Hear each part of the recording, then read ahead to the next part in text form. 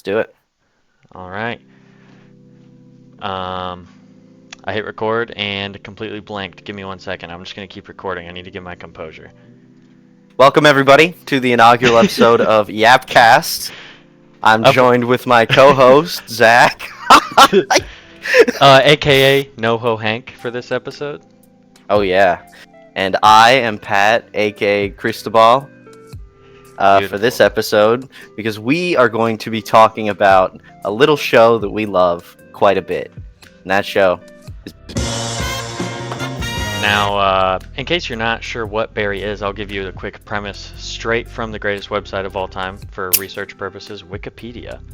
I won't read the whole thing, just like a basic basic premise. It follows Barry Berkman, a U.S. Marine and Afghanistan veteran from Cleveland.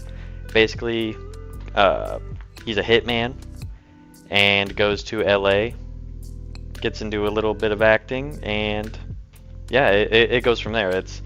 It's not really when I tell people about the show, the only thing I tell them is it is Bill Hader as a hitman trying to become an actor. It's it's pretty simple, basic plot, but just like any other show, it goes way deeper. yeah. I think going beyond that as a premise would kind of start to do the show a disservice because this is a show that I feel has to be seen to be believed. It is so well crafted, so well put together that I think that if we sat here and tried to water it down for someone who hasn't seen it, it would just be a total disservice, like I said. Like yeah, pretty much exactly what he said. Now what was your exposure to? Here, actually, let's go into the cast before we get into any Specific stuff members. about the. Yes, exactly. So we got Bill Hader as Barry. If you don't know who Bill Hader is, he's pretty famous for SNL. He's also in Hot Rod. He's Flint Lockwood. Cloudy with a Chance of Meatballs. Then we've got Stephen Root playing Fuchs, a little less well known, but I thought he did fantastic. He's in. Oh shoot, who's the character in King of the Hill? He plays a character in King of Bill, the Hill. Bill Bill, from King yes. of the Hill. You're right, and you wouldn't even know it in this show. I didn't recognize it until you pointed it out. Um, He's he's immensely talented. he is also what is his name? He's in Dodgeball. Office Space as Office well, Space. Yep. Dodgeball and Office Space. Yeah, Gordon I Pibb remember is his talking name about that. in Dodgeball, and Milton Wadhams in Office Space. I have not seen Office Space. I've seen Dodgeball, not recently though. Um, Anthony Kerrigan as NoHo Hank. He is going to be in the upcoming Superman film. Yeah, I did hear about that. Easily a standout member of the cast. I loved every second he was on screen. A little less well known. I see here that he was in Gotham, a show that I haven't watched, really only heard of. But to Yeah, me, he seems to be a bit more low key. He was in The Flash, apparently, as what? well. No Yeah, it way. must Yeah. have been after my time with that show because I feel as though I would have recognized him. Oh yeah, he played Kyle Nimbus, the Mist, and then in Gotham he No plays wonder I Victor don't recognize Zsasz. him. Oh, that's a really cool role for him. I love that. I don't know if I'm gonna check out Gotham, but if one day I do, I know I'll be waiting with bated breath to see Anthony Kerrigan on screen. Amazing, amazing actor. Oh, perfect. If you can't tell, one of our favorite characters, if not our favorite. Um, Next up, Henry Winkler as Gene Cousineau, the Fonz. He's also in probably the greatest, saddest movie of all time, Click, with Mr. Sandler. Sir We Sandler. can't I'm knighting you. can't mention Henry Winkler though without mentioning Happy Days, of course, as the Fonz, but also Holes. He's played a Holes? really wide variety of roles I'm seeing here. I really only knew him as the Fonz because I don't know, I had a weird anachronistic obsession with shows like that. But Yeah, he was I, in MacGyver. Man, this guy was in everything. yeah. I mean, I always The just kind of Waterboy? associated pretty much a lot of things with Adam Sandler. He's in a lot of Adam Sandler, like Happy Madison films. He was in Don't Mess with the Zohan. Gosh, you're right. Oh, no So way. I see. I didn't even know that. I'm Um, just I'm just reading through whatever Google gives me, which is why I'm so taken aback. He had Black Adam. Wow. Okay, he's in we got to shut up black. about Henry Winkler. He's had a hell of a career, but Wow. he's a significant. Actually, no, not a significant amount older than the rest of the cast. I'd say he's comparable in age to Stephen Root, but still had a lot more opportunity to be in unexpected things. But Sarah Goldberg as Sally, man, I I thought she was great. Oh, fantastic. I'm excited to see where she goes next. But at like everybody else in the show, minus Michael Irby as Cristobal, I had never seen her before. But she was in Dark Knight Rises, but just as an analyst number one. Hmm. Um, oh, she was in The Night House. I watched that a few years ago. That's not a bad movie, but I just completely forgot she was in it. I think she's the main character's best friend. Yes. Yeah, I hadn't heard of her at all prior to this. I hadn't seen anything that she had been in, at least not to my knowledge, and I was a fan from pretty much scene one. So good. So good. Um, so obviously this show, this podcast, this Yapcast here is going to have spoilers for the things that we talk about. So we'll leave the first few minutes just for everybody to figure out, oh, I'm kind of interested in watching that show. Or I don't really want to get into spoiler territory. So now we will probably get into spoilers. Um, and I guess we'll start with our two lovely men here, Hank and Cristobal. I I don't even have words for the way that I feel about these two characters. I guess the easiest way to put it would be moving, seeing the journey of these two characters. To be a little non-specific about it, but as we get later into it, I feel like there's specific story beats I want to discuss. But overall, the show, one thing that's really stuck out to me is how no nonsense it is with its screen time. You really don't see wasted plot at all. There's no filler in my mind in this show at all, with how tight and condensed it is, and seeing how massive the world feels with all of these characters that have very little interaction with each other at times, but still end up exerting a kind of gravity on each other that makes the story feel alive. And Oh, I feel like Cristobal and Hank really show that. absolutely. And it doesn't even like I think that's a little bit of the comedy in the show is you see these two as like crime partners when they're first introduced. They are never a couple. So anytime Hank mentions 50-50 with Cristobal, you think 50-50 ownership of the business, but then boom, season 3 comes around. We just got a couple of lovebirds out here. That's right. They It, it's finally it, it's they quite it's quite beautiful. I like the fact that it's not even like an out of left field, like, oh, ha, we're doing this just because it would be funny if they started out just as business partners and ended up as a couple. They have very genuine chemistry, and NoHo Hank like actually tries to connect with him on various levels. Like in one of my favorite scenes, a little dream sequence where he's trying to read a book by Thomas Friedman, and he's imagining himself on a Charlie Rose-esque like news panel where he just totally blasé, like dismisses Thomas Friedman's entire philosophy just because it doesn't vibe with what he is. And I feel like it's a really solid demonstration of who Hank is as a character. Just a really like laid back, criminally twisted at the end of the day, but laid back, kind of go with the flow kind of person who has really his own way and he'll go it no matter what. And I feel they really stuck to that part of his character, and it would lead his character to where he ended up at Nohobal. I yeah. Yeah, 100%. I agree. Um I man, I just totally blanked.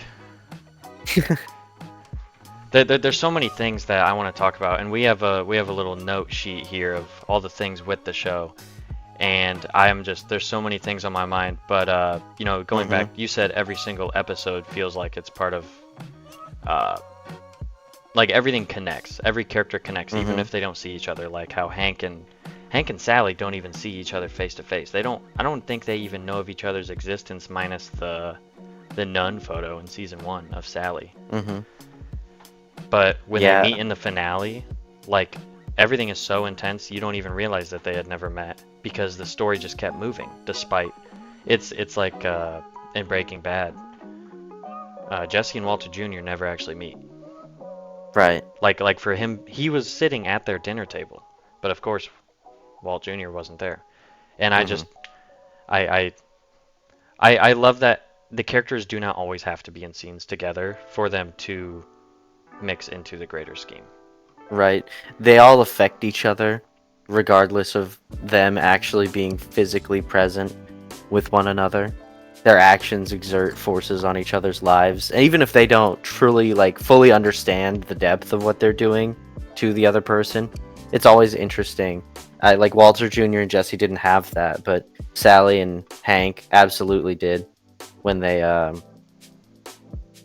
met at the finale, and we'll talk about it a little bit more when we get into that podcast that you listened to about the finale specifically. But to zoom out a little, the fact that there's no wasted time is really, really impressive when you consider that the length of this show is only 16 hours. Yeah, each episode's like around 25-30 minutes, 8 episodes per season. 4 seasons. Yeah. It's super quick show to just blast through, and that's the dangerous part about it. Cuz as much as I want to say binge through it, you really should take your time. But Absolutely. it's just such a easy to, like, I could, when I first started watching this, I could have sat down and watched the whole thing in one, not like one whole sitting, but like in a couple days I could have been done with it. Oh yeah. Yeah, that's the danger. I found myself having to stop myself lest I get burned out or failed to appreciate the work that went into the earlier seasons, because if I just blasted through it, more likely than not what I remember would be just the end of this series. But the way that I experienced it, albeit probably faster than someone who watched it from the very beginning of its release to the end, still felt good, like savoring dessert, because this whole show was an absolute treat. And another thing that I think is an absolute treat is when the show gives a little nudge to the audience with actor cameos, and there were plenty of those with SNL alumni, especially. Oh And I think man. they had some of the best scenes in the show. Like, you know what I'm talking about. I that guy's here to kill me. I'll uh I'll throw a picture of him on the screen in the In I'm looking at a post. picture of him right now. Um, he is just so damn funny. I need to figure out his Fred Armisen. Fred Armisen's cameo in season 4 of Barry is probably the funniest part of the show in my mind. That every time I see that part and the way it plays out is Barry sitting at the table. All these people are surrounding him, talking to him, without going into too much detail. And then behind him, you just see Fred. Behind all these guys, you see Fred Armisen's character just standing there, but you don't know it's him because you don't see his face. And then the more it goes back to these guys in the middle of their conversation, you can see him slowly start to get uncovered. And then Barry just completely stops and says, "I think that guy's here to kill me." And then the look on his face is is like It's almost undescribable. The shape he contorts his face into defies explanation. he looks Like like I he's in said. so much pain. And This then is a show that has to be seen to be believed. oh, absolutely. And then there's shoot, what is her name? She's in the scene with Sally and Lindsay. I think is her name, her manager, and they're talking about how the show needs a little more. That part is really great too. I need to figure out her name. It's so hard to keep track of all the little cameos and the nods to,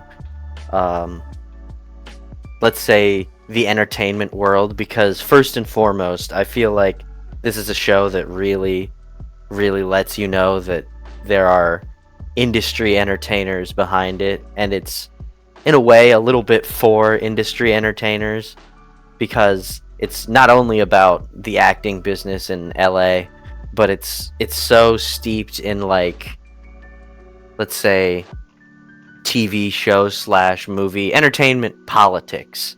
You spend a lot of time with some characters in meetings with executives for producing companies and writers and such, that it's really it's a show that tells you that the writers know what they're talking about when they poke fun at the things they poke fun at. Oh, I love the little parody bits. The I think it was called Mega Girls. In the very last season, they kind of poke fun at really good directors just getting thrown in awful movie scenarios, or like getting caught in really bad deals. She says something along the lines of, "I made this great movie, now I'm stuck here uh, with models in super suits," or something like that. Hmm. Yeah, I think that moment especially really drove home that they had, like, a vested kind of interest in the entertainment industry as it was, when that episode was being released, and really the way it is now, with with a lot of talent being put into superhero movies that ultimately flop or don't mean anything, but still get sequels churned out one after the other, like a dead horse that just keeps getting beaten. But I feel like that leads really well into the talk about how seasons 1 through 3 had a much lighter tone in comparison to season 4, because the Mega Girls stuff happens in season 3, and we don't really have a similar thing that happens in season 4, if I remember correctly. Or no, Mega Girls was It's in season 4. It was at the very beginning, right? it it was referenced later on too, when there's the time jump and the Mm-hmm. WB executive is like walking across the studios, and you see that they're currently on Mega Girls 4, eight Yeah. years in the future after the Barry escape time jump. Mm-hmm. Yeah. And I feel like the subtle comedy is on display a lot more in season 4. oh, definitely, because they have to show. I mean, they have to show all of the consequences to every character's actions in seasons 3 and 4, but they still want to keep a little bit of that comedy, so it's not as much in your face, and more, yeah, just subtle, just Mm-hmm. like real small. I think probably like I said, the funniest part of season 4 was the in your face, "I think that guy's here to kill me," Mm-hmm. but the whole season is like in the finale, when they're just quickly going over the finale here, when they're laying in the bed and Sally's like, "You need to turn yourself in," and he says, "I don't think that's what God wants for me." Like the whole Mm-hmm. religious season 4 during the time jump, that whole arc is just so funny. And with a Bill, back to the cameos, Bill Burr cameo in Absolutely. the sermon podcast. Mm-hmm. Yeah, a little vocal cameo, which was funny, just to like pick out his voice in the tensity of that finale. So funny. But to get to Barry's like sudden religious, um, let's say, awakening, I think it's a really like logical progression for his character, especially because he's such an awkward, like, wishy-washy sort of individual, that he would probably want to turn to something with a little bit more authority and oomph, to try and not only absolve himself personally, but like help guide him while he's raising a kid, Oh yeah, yeah. especially on the lam. It's like his own personal justification for being a bad person. Hmm. Like that's That, like, what he did is okay because he ended up turning over a new leaf. But an interesting thing to me is that you really see that it's obviously all like lip service and a convenient excuse because of the way he acts when he gets ding dong ditched. yeah, he sits outside all night. And just itching to kill someone, pretty much. mhm, exactly. And he didn't even remember where the gun was. Sally had to tell him, not that picture, it's behind the other picture. So Mm, it has clearly been a while since he's had to pull that out. And especially with yeah, John in the house, he can't just pull it out all willy-nilly. willy nilly. Yeah, Um, they had to hide it in a hole in the wall. they had You know. yeah, hide it in a hole in the wall, and just because somebody knocked on the door, Sally and John had to sleep in the bathtub while Barry stood outside all night scaring the Call of Duty neighbor boy. Like that kid was probably traumatized watching him walk out there with a loaded firearm and then just sit there and wait Yeah. for him to come back. He sat out his window. Probably thought that was kick ass. Thought it was. It's like, wow, see, his dad is real life Call of Duty. But While we're still on the topic of that little time jump, I do think it's very interesting that the show does not tell you a whole lot during certain things. Like the time jump specifically, where the hell are they even at? I just automatically mhm, assumed Ohio, but there's so many, like even the other time jump that I can think of, I think it's the only other one, is in season 1. In the finale when it just jumps to them at the cabin. In the finale. mhm. Jumps to Sally and Barry suddenly in a relationship at the cabin. And the first time I saw it, I thought it was like a vision or something until like probably 2 or 3 minutes into the scene. Then I realized, oh shit, this is real. And I think I saw somewhere that Bill Hader said that was absolutely intentional. He wanted to throw people off. Same with season 4. Yeah, I like the way. See, we'll get into it a little bit later. I keep saying, but like in one thing that had bothered me with the show is it's sometimes it just jerks you around, or it can be a little too subtle for its own good. But I feel like how it handled the time jumps was a really, really good case for its subtlety with the season 1 time jump, especially just right at the end. Oh yeah, I mean, if there's nothing interesting to tell in that time period, then why tell it? Why have Why filler? waste it? I'm Mhm. sure HBO didn't give Bill and Alec Berg a bunch of money to make 15 seasons. Yeah, I think that one thing that I, I guess, would be a little bit tied in with how time skips would affect a character is like the progression of a character's mental state. Because in seasons 1 and 2, Barry is a lot more, I guess, like awkward, but still presentable, and like he looks a little bit more put together in the first 2 seasons. But Yep. as you see, like going into season 3, and in the midst of it, he starts getting that like 5 o'clock shadow. He's like super disinterested in Depressed, everything that's going on. Yeah, depressed, really jumpy, and hmm he paranoid. snaps at yeah he snaps at Sally in the writers' room, and that causes a whole like season's worth of friction between the two, Oh and yeah. it ends up getting him put where he is in season 4 because of how everything that's been bottled up just comes spilling out. And I feel like the examination of Barry's character over the entire series is really a study of how someone who never learned to express himself, and never in his life really learned to express himself properly, um, just ended up veering off the path. Yeah, the entire show is really just um, consequences. Yeah. Like one of the first examples of consequence I can think of is the Bigfoot photo because of Hank's lipstick camera. Like Hmm. the show is not afraid to let you know that everything has consequences. Yeah.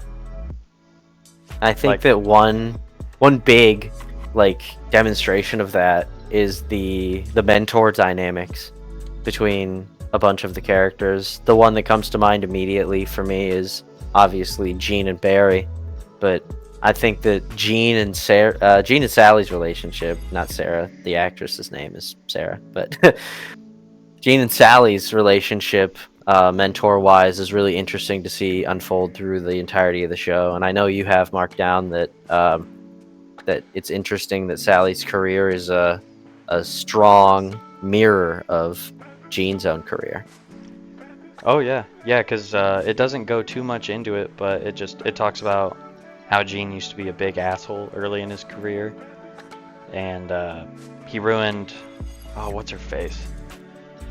What's her name? The theater director woman Yeah, that he yeah. met at that one dinner. He ruined her whole career back then, and Yeah. it doesn't go into specifics, but it is, yeah, like I said, Mm. he was just a very bad person back then, and then he sort of kind of redeems himself in the future, and makes the theater class and all that. Well, Sally, right at the peak of her success with Joplin, has a mental breakdown, throwing out some words in an elevator, and now she's relegated to a theater class.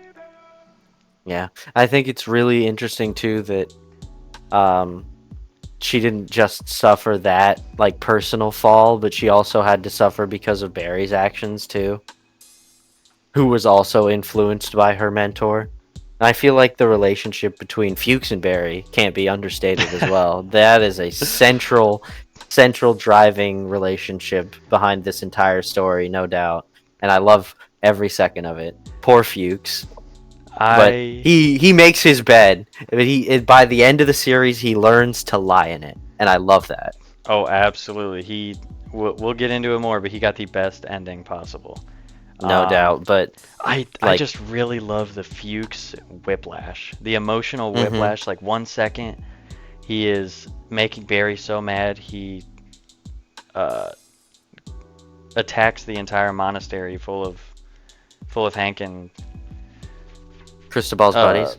yeah, you killed my buddies. But yeah, You killed he my buddies. it goes from him making Barry so mad and being so upset with Barry that that whole season 3 finale takes place, and then it cuts to him living out in the middle of nowhere with a whole new life, sees something about Barry, goes back, and then it's just an endless back and forth until Barry escapes prison, and there's that big time jump. Fuchs not only gets hit like a dream life with like a very caring woman in two different circumstances Yes, two different times. gets goaded by Barry in both somehow, not even directly usually, but he gets motivated to go get revenge on Barry somehow, some way, and ends up turning his back on that because in a twisted way at the end of the day, Fuchs knows that what he wants more than anything is to like at least in a way be close to Barry, even if that's kind of twisted by the way he sees how Barry's acted towards him.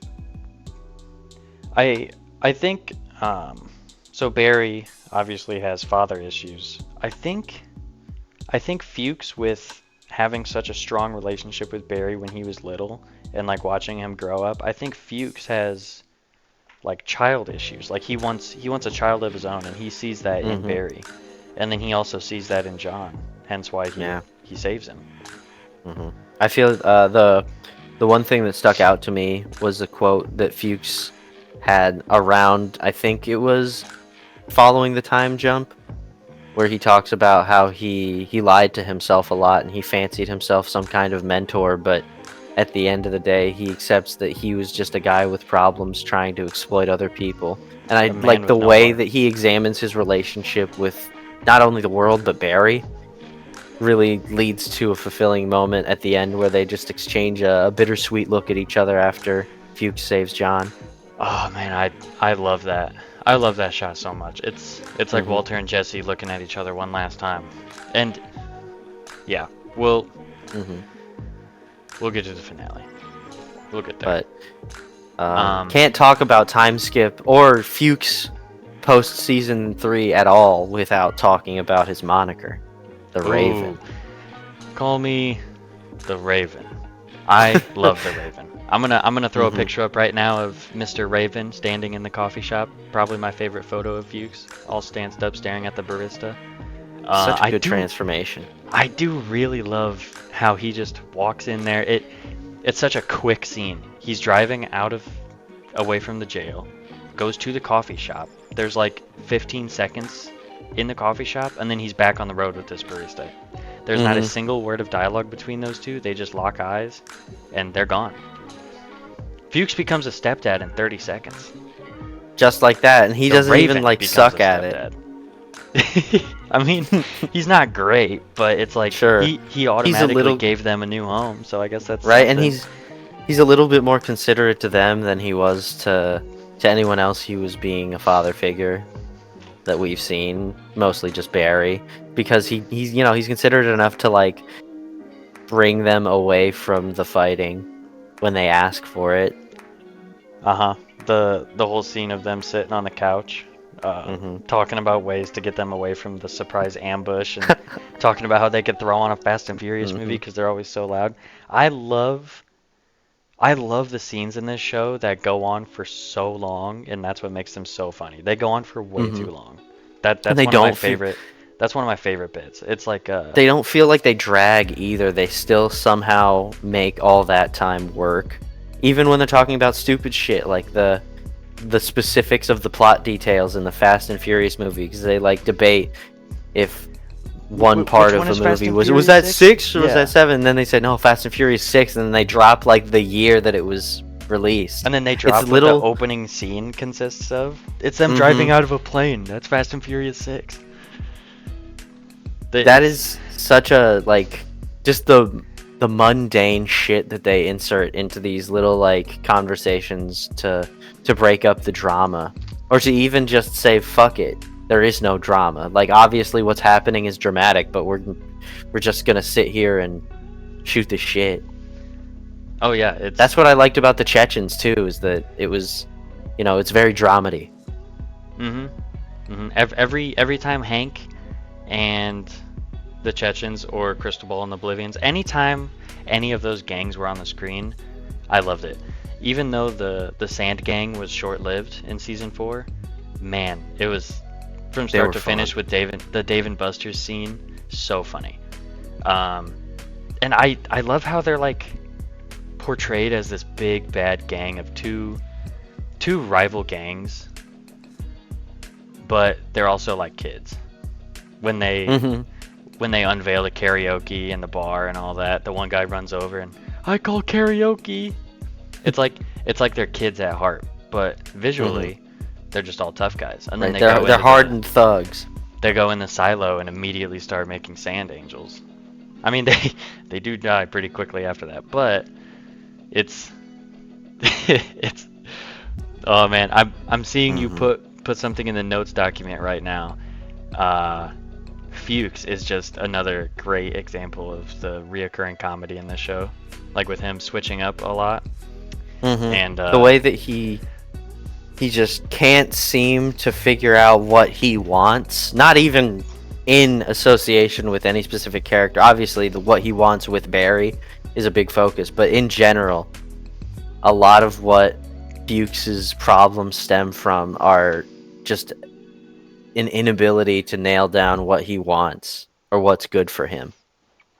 And you'll see him try to play whatever side he can to get on top, which leads into a really funny bit that I like, where there's a lot of tension between the Chechens, the Bolivians. What was Esther's gang? What was their affiliation? They had a monastery, the monastery crew. I'll just call them that because their nationality evades me at the moment. But the scene where Fuchs ends up brokering a peace because he tries to do the whole, I walk out and I talk all relaxed to the army of like armed people. But he does it in a way where he walks down the stairs of the building and starts talking to them, and we cut to their perspective, and he's a whisper to them. They don't even know he's talking to him until like Cristobal himself picks out his name in the rambling speech that sounds super quiet to them, and it still ends up playing out where NoHo Hank and Cristobal hug it out. It's the kind of stupid logical comedy that makes sense. Like, why would something like that work in the first place? But he ends up endearing himself by having the confidence to just go out there and think he's talking loud, but end up just like rekindling a relationship coincidentally between the two bosses. Yeah, it just Fuchs has such a way about him. He does have charisma. He just uses it poorly. there's a lot of scenes that are portrayed like in other movies that Barry does in a more realistic sense, and that is one of them, where it's like he's talking at room level volume, but everybody can hear it. It's this crazy big monologue, but in reality, nobody can hear it because that's exactly what would happen in real life. And then I actually listened to a podcast yesterday, and Bill Hader was talking about the finale, and he said when they're fighting and they throw the grenade, he kind of just made the fight a complete waste of time, because you expect this big thing with Fuchs and Hank and both gangs in No-Ho Ball. You expect this big massive shootout with Barry and everything, but he wanted it to, I think he said, like, what do you expect? What did you really want from Right. that? So that's why that whole gunfight is just over in a split second. They throw the grenade, done. That's what I like about the finale itself. Is the finale is a microcosm of the show. You know, it doesn't want to waste your time in particular with anything. Yeah, should we just get to the finale? Because or you know what? Before we get to the finale, Yeah, let's talk about a few of the things that we didn't like. I know we've really been glazing the show because there's a lot to like. Believe it or not, we haven't believe it even or not, gone with a show over- we speak so highly of. we haven't even gone over everything that we wrote down on our little note document. There's just so many likes we have. There's no way to go over all of it without this episode being insanely long. Yeah, I mean, what's our time now? Just out of curiosity. 37 minutes. We're on a good clip. Let's talk about those dislikes. So my personal problem, like overall with the show, is this sounds a little nitpicky, and I realize it's a little bit of a flawed outlook on it, but just how willing they are to throw away characters that don't necessarily serve the story anymore. Which I get it. You have 16 hours. You've got 8 episodes a season.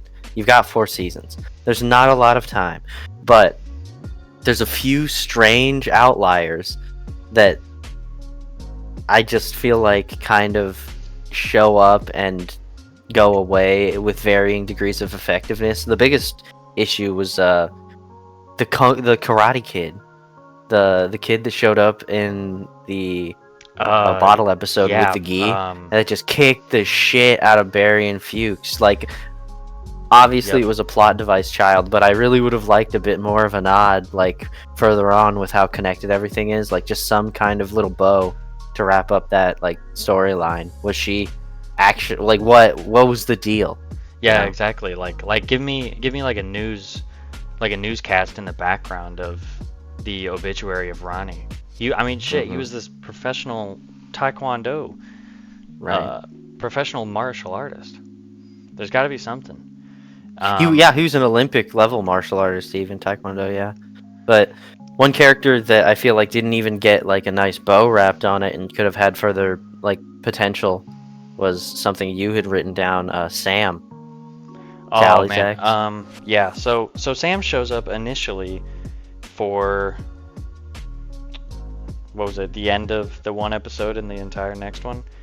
It was I think it was season 1 episode, like the lead in from episodes like it was season 2. It was season 2, yeah, because we watched that Yeah, together. season 2, 4 and 5, episodes 4 and 5, because no, it's 3 and 4, because 5 he shows up at the end of 3 and 5 is Ronnie. 4 is the after. Yeah, 5's Ronnie. But outside of that, I think that he did have a bit of an ominous exit too, at the end of the episode before Ronnie's episode Oh, 4. absolutely. Yeah. I now okay, I will say I dislike his screen time, but let me explain, hear me out.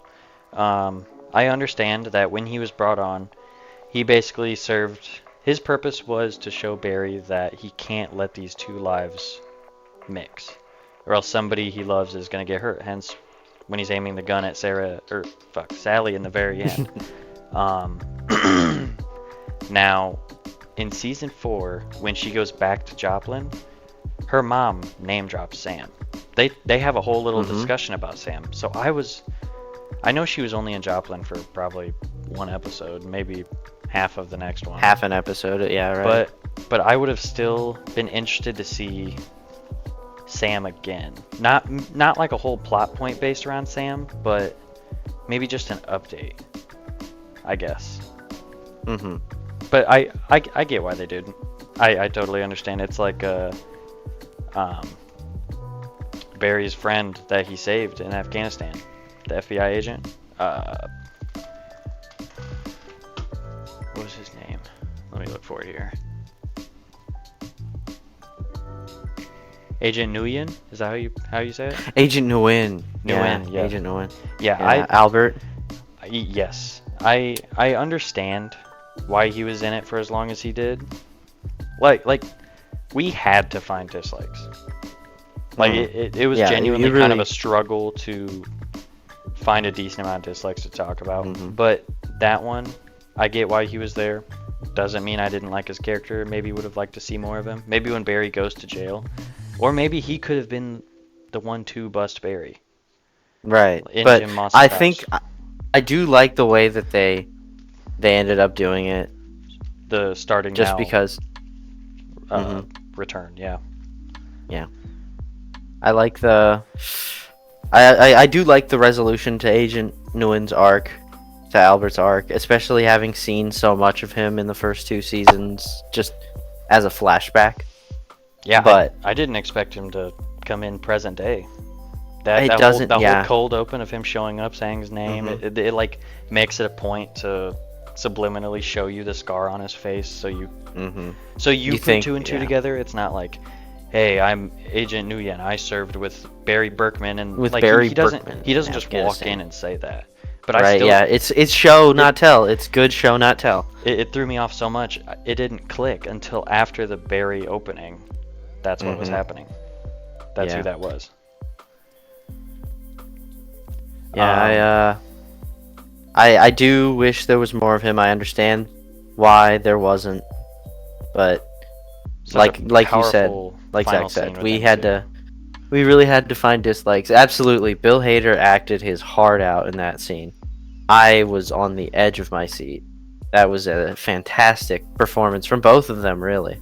Yeah, we watched the second half of season 3 and all of season 4 together, and that was one. Even watching it again, oh man, the show just really sticks with you. It's Hmm it's so good, and we're gonna be thinking about this one for a while. Oh, The Barry no run. doubt. The Barry rut is real. Now, I see you have something in the dislike Yes. section I've highlighted. You want to talk about that? Yeah, that one was another dislike that wasn't. It was only a dislike because it had to be. Going over, I guess going back to backstories not totally being elaborated on. Gene's backstory, pretty much just pretty much what I said earlier. He was an asshole, and they bring his. I think she was his ex. What is her name? Do you remember her name? Yeah, I can't remember her name for the life of me. I do. Well, she's not in the show a crazy amount, but They at least talk about her a bit more than she is on screen. the show is called Master Class. Annie. Her name is Annie. I would have liked to see a little bit more of Annie, or maybe like a final, because it kind of just cuts her off. Given there's that big time jump and a lot of things go down where Gene has to go run away and then shoot his son, but He didn't have to do that last one, but I love that scene too. You fuck you. such a I can't stop gushing about the performances in this show. They're all so Fuck you. fantastic. Uh, I know this is yeah, supposed to be the wow. dislike section, but We you can't know, help it. We can't help it. it's hard to find things to dislike about this show. At least so recently after seeing it. Maybe with time we'll be able to Yeah, view maybe this show a bit more objectively, but we're riding a bit of a high right now. it's the berry rot. The berry rot. It's rotting my brain. Bill Hader has Mm-hmm. infected my brain. Mm-hmm. So now, I think it's time. Let's talk about the end. Let's talk about the end. season 4, episode 8, titled "Wow." I was Wow. curious earlier. I looked up some reactions on YouTube of people watching the episode live, and Mm-hmm. pretty much the same reaction. I think the first time I watched it, we were like, my fiance Emma and I were like locked in on the TV, not saying a single word until after it was over. But I remember when you and I watched it, as soon as he gets shot, I think out of the corner of my eye, because I didn't want to look over at you as soon as something was about to happen, because it's so obvious when Right, something's about to happen if I were to look over at you. So like out of the corner of my eye, I remember I just watched you. I watched your mouth just open, like in awe, like shock. Yeah, I knew it was going to happen, but that doesn't mean I expected it in the moment. Because the way the whole show was going, it was death or like eternal imprisonment. So, I knew it was very- gonna be something drastic, but the way it all unfolded, I was, like you said, with you two glued to that TV, dead silent. I can imagine why, because I was completely locked into this finale. I could not take my eyes off that TV. You could have, in the moment that Barry got shot, you could have been like sitting right next to my face, nose up to my cheek, and I wouldn't have noticed you.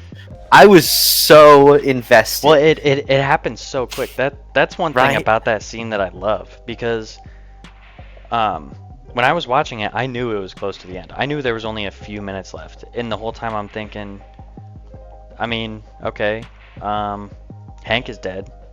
There's an ending. Fuchs, I guess, has an ending. John and Sally are somewhere. What the hell's gonna happen? Like there's so much still to discuss, and somehow in the remaining like 5 minutes they wrap everything up with a quick 1-2 kill for Barry, and then another time jump. 24 minutes into the episode, they kill Barry. Wow. Right? Literally wow. Wow, indeed. In the podcast I was listening to yesterday, Bill said that I think he said there was over 20 WoW replacements. Like I think in one of them he just said, "What?" Like he got shot the first time in the shoulder, and he said in the original recording all he said was "What?" and then Gene shot him in the head. That would have. I like where they landed with WoW. I know I told you that. He said he went with WoW because the main editor, I can't think of what he said their name was. The main editor thought that was the funniest one, so that's the one they went with. And he also said, going back to the Hank and Fuchs final confrontation, when Hank dies in the original scene, I would be so interested to see this, just any recording of this. I doubt they still have it, but originally, when Hank is reaching up to Cristobal's hand when he's dying, Sally's hand was going to come into frame and grab it and pull it up the rest of the way to meet Hank and Cristobal's hand, and then Hank would have died right there. But the reason it was cut was because Sarah, the actress, didn't think that was very appropriate for either character, considering Hank just threatened her life. And John's life. Right. But yeah, I think she would be focused on her son. I think it was the right decision. Character-wise, it's pretty of an image, I'm a sucker for pretty images. As pretty of an image as that would be for the audience, I don't think it would have served the story. It would have kind of been cheap. Yeah, exactly. It would have been fan service and nothing else. And in that Hmm. podcast, he does say that um, there was a lot of things he wanted to do that he didn't realize was going to be fan service, but he was talked out of it. And in turn, most of season 4 is like anti fan service. Hmm. I Um, think that's kind of the commitment that they had to make, oh, because absolutely. you know, This is no longer a comedy at this point. Everything was fun in it's games 2 seasons ago. Now people are yeah, dying, people are going to jail. It's getting real, and it's about to end.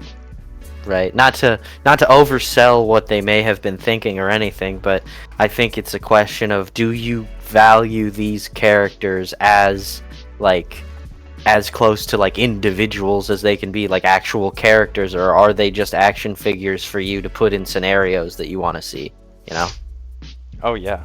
And I think Um, that's why the anti-fan service works so well. It doesn't feel like it's spitting in our face for no reason. It's spitting in our face because it's spitting in the characters' faces too.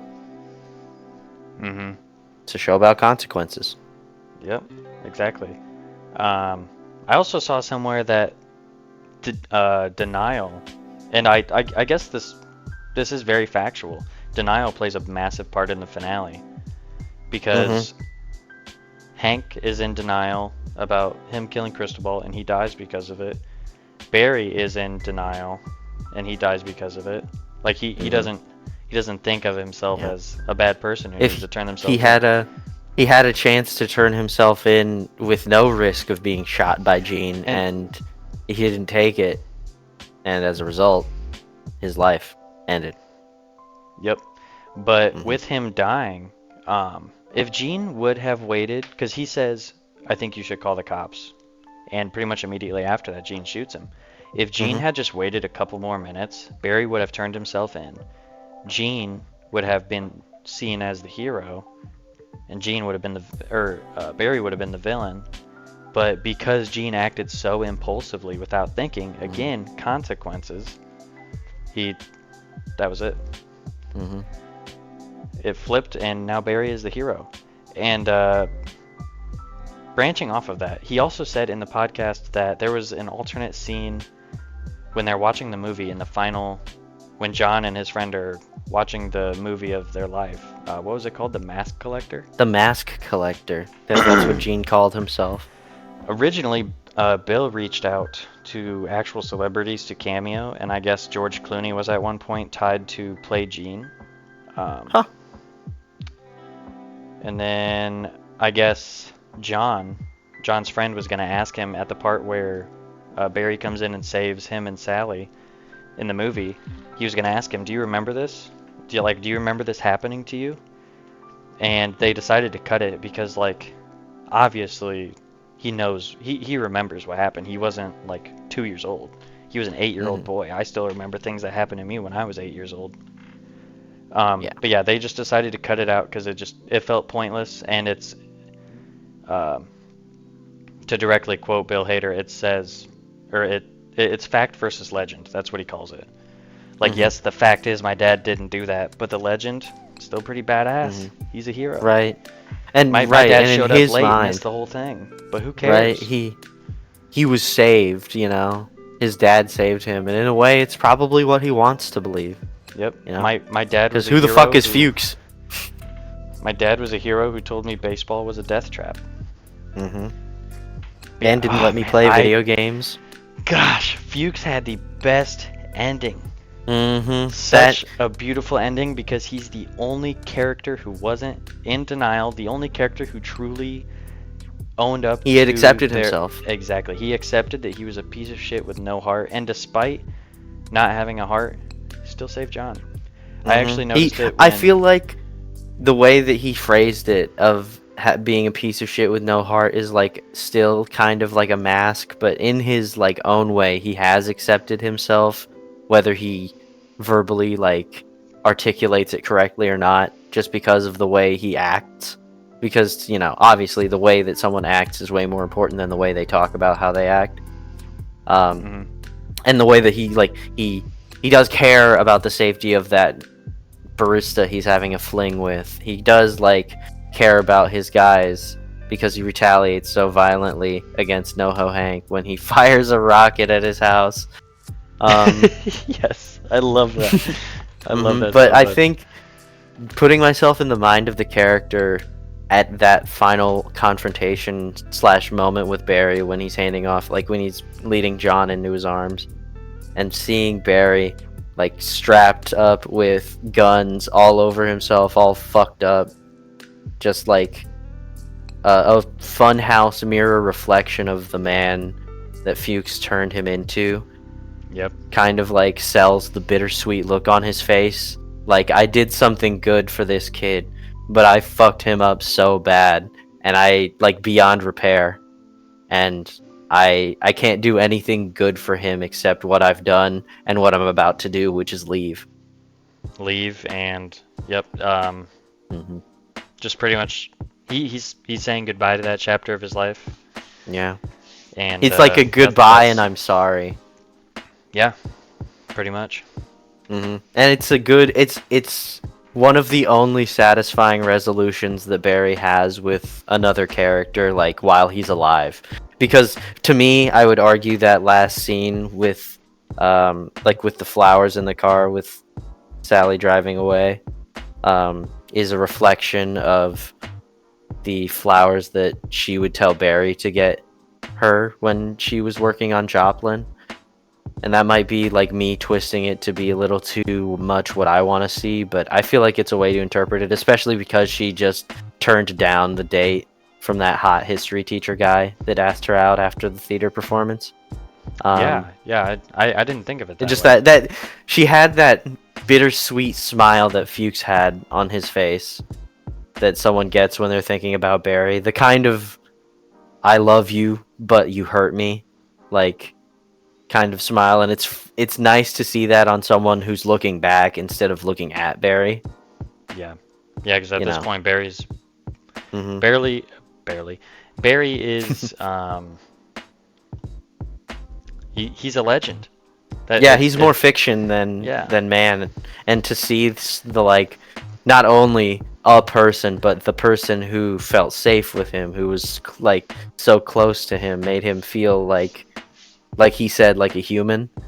Seeing her like reflect warmly on the time they spent together as like people, it brings a smile to my face, despite how his story ended. Mm-hmm. Um, let me see if there's anything else here. Yeah, if there's any last thoughts, one of the like the visual gags. Let's talk about the visual gags a little bit before we're Oh yeah. done. The way the show uses its presence as a TV show. I feel like this is a personal biased observation, but a lot of TV shows and stuff like that will use writing as the humor like vehicle 90% of the time, which is why wouldn't you want to write funny stuff in a comedy? But it's a bit, it's good to see TV shows like this one that are unashamed to use the visual medium to communicate things that are comedic, like the face that the guy who's here to kill Barry makes in Um, season 4. So yeah. funny. You can't really communicate that with like the obviously hearing him say I think he's here to kill me is funny, but seeing that extra layer on top of it, Seeing his extremely greasy, sweaty, like nerve-wracked face. yeah, like he looks like a baby who's like actively pooping itself. Like That's the funniest way I've heard it. he is pushing so hard. There's like veins popping out too. It's crazy. Another He's good one sweating. is I think I want to say it's either late season 1 or early season 2 when Barry gets his first acting role and Sally's jealous and they're like rehearsing out in the It's season 2. like Yeah. in on their patio or something like that, and Sally goes on this whole tirade about like, obviously I'm proud of you, but if you get this job, it's gonna really piss me off, and all that, and then it cuts back to Barry, and I'll put his face on the screen here because it is so funny. He like I know exactly what you're talking about. he is so shocked, and he just sits there for a second, and then immediately snaps Snaps into right back his into the character. rehearsal. Yeah, exactly. Like without And the way he any- delivers the line too. Hey, His Ike, delivery you for shitbird, or something like that. I don't even "You want a remember little exactly. pie?" Yeah. Oh yeah. That my like gosh. it's So Bill funny. Hader's physical face comedy, and yeah, I think I'm gonna put a little surprise at the end of this. Probably one of my favorite Bill Hader bits. I'll throw it at the end here as a little surprise. You might know it. I know. Don't worry, I know. And more visual humor to talk about that though. Like even the unspoken bits, like around season 1, there's a scene that opens with Barry outside of an office, I think to rehearse for the role that he ends up getting, where Sally has that whole tirade. It was a text from NoHo Hank, where Yes. it's something like Goron wants to talk to you, and a like bald NoHo Hank bitmoji that just says "yikes" or something like Gulp. It says that. gulp. Yeah, I'll put that. Gulp, I'll yeah. put the. It says Goron would like to see you, and then he sends his stupid little Mhm. gulp bitmoji. And if you're looking at your phone or like pawing at your food while you're watching that, you'll miss it. And it's really sad because that is that one got me really good when I saw it. I don't know why, but just the sudden appearance of the Bitmoji really just hit me like a big sack of bricks. More on It's Hank though, those outfits. Oh, Hank my absolute Hank dresses favorite so well the is whole episode. my absolute favorite, and probably one of my favorite Hank and Cristobal scenes just overall, is when they're in the Mexican restaurant arguing about like what they want their business to be, and Hank is wearing that goofy outfit, and then the waiter comes over and is like, "Would you guys like me to play some music for the table?" And he just starts. I don't know exactly what they're called, but it's like the rain, the tube that you flip upside down and it sounds like rain. But that is Yeah. another one of those scenes that just it goes on for uncomfortably long to the point that it's funny because of it. hmm They Yeah, just sit there's there in the silence. There's all the tension, and that guy's sitting there making rain noises next to them. the atmosphere of the restaurant is really funny, but I think my favorite Hank outfit moment is the whole episode where where he meets Barry at work, and he gets pissed off because Hank is at his job and he's wearing that stupid outfit, Yeah. and he's like, Barry, "Batty, it's me. it's me. Hank. It's Hank." He's I know it's Hank. It's the just seeing the way NoHo Hank as a character interacts with Barry is so funny. Like their entire friendship slash like frenemy dynamic for a while. He's so obsessed. He is so obsessed with him. I did see. I think it was on the Barry subreddit. Somebody noticed that there was a laptop. So Hank has like just a generic like Chromebook or something like that in the first season, and I think Barry who did Barry buy the laptop for in season 1? Was it Sally? It was for Sally It was because like a MacBook or something. she she left that party with the one actor guy that her friend from the acting class had brought along that was playing Pinocchio, and that's when the Marine guy figures out that he's doing a hit on the Bolivians. Yep. But in Like I said, two, the show has so much connection to it, but he gives that laptop to Hank, doesn't he? in season 2, Hank has a MacBook with zero explanation on how he had it, and it could just be whatever. A coincidence? We gave him a MacBook in season 2. Mhm. Big whoop. But it's the idea of Right. Sally not getting that laptop and Barry just being like, "Well, shit, Fuck I bought this for nothing. Here you go, Hank. Just take it." And Yeah. also in season 2, Hank is a little bit more that's where he goes more into the friendship side with Barry. No longer business partner friendship mixture. It is like straight friendship.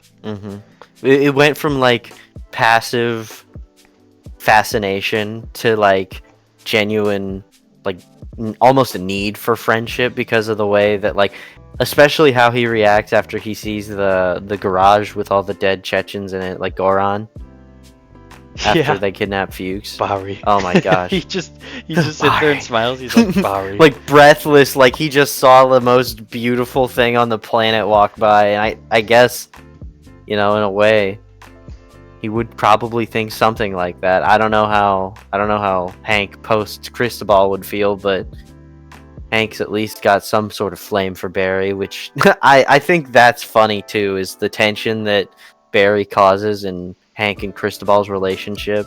It's not enough to make it like annoying or obtrusive, but it's just enough to where it's like, oh my god, Hank really is obsessed with this motherfucker. The only time I can think of where it like really got in the middle of their relationship is at Dave and Buster's when he talks about breaking Barry out, and he's like, breaking Barry. He's out. like, I want you to clear these things with me. But again, that's you just part embarrass of me. That's just part of leading up to Cristobal's death. But like before that, there's so many good scenes. You killed my buddies. You killed my buddies. And that's actually where our profile pictures are from. Yep, that scene when Barry breaks into their house just to vent about loudly stating things to Sally. I love the way that like just the writing comes out. Like the way Hank is like, "Hey Barry, as much as we like to see you, you could start with a hi, a hello." And he's just sitting in their house before they even they got waiting home to for him. them. Yeah. That's such a funny implication. This show is so full of funny implications. Yeah, if we really wanted to get to everything that we wanted to talk about, this episode would probably be a few more hours, I'd imagine. Yeah. But I think that's a pretty good Yapcast episode 1. Yeah, definitely feels heavy on the yap. We don't know if we're gonna have the same, let's say, verve fire for other pieces of media that we talk about. Yeah, for some certainly, but Barry is a recent fling, so we've got a lot to say about it. Oh yeah.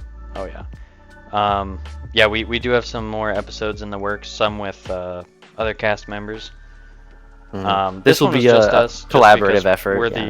We're the only ones that have watched the show as of right now. We're trying to get everybody else into the Barry rot. Yeah, I think that's good for the first episode. Yeah, stay on the lookout for more. We're definitely going to be releasing more of those. I don't know about you. I had a great time doing this. I did too. We got to 1:07. Wow. But yeah, I'm going to go ahead and stop the recording. Thank you, everybody, for listening. Yeah, thanks for watching. We will definitely have more in the future, like we said. Longer, shorter. Yeah, keep an ear out. And also, more Mojo Cast and another series on top of that. If it's come out by the time this has been out, you'll see it. But if not, stay tuned for that as well. All right, thanks, everybody.